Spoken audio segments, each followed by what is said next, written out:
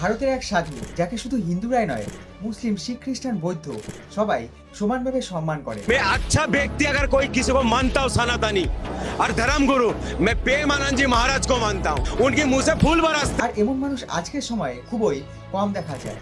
লোকে বলে ভালো মানুষকে সব ধর্মই চেনে। এই মানুষটার ব্যাপারে যত শুনবেন ততই বুঝবেন কেন এত মানুষ তাকে নিজের মতো করে ভালোবাসে। কারণ উনি অন্য ভণ্ড বাবাদের মতো নন। তার টাকা, দান দক্ষিণা, গাড়ি বাড়ি এইসবের প্রতি কোনো আকর্ষণই নেই। বড় বড় সেলিব্রিটিরা তাকে টাকা দিতে চায়, কিন্তু তিনি এক টাকাও নেন না। হাসি মুখে শুধু একটি কথাই বলেন, ভক্তি টাকা দিয়ে হয় না, ভক্তি হয় হৃদয় দিয়ে। তিনি দিনরাত রাধারানীর নাম জপ করেন। রাধারানীর প্রতি তার যে অকৃত্রিম ভক্তি তা দেখলে আপনার শরীরে কাঁটা দিয়ে উঠবে। এমন নিষ্কাম ভক্তি আজকের দিনে খুবই বিরল। তাই হয়তো সব ধর্মের মানুষ তার কাছে এসে শান্তি খুঁজে পান। যেই তার কাছে যায় যেন তার মন হালকা হয়ে ফিরে আসে। আর এখানেই সবচেয়ে অবাক করার সত্যটা, একসময় তার দুটো কিডনি ফেল হয়ে গিয়েছিল।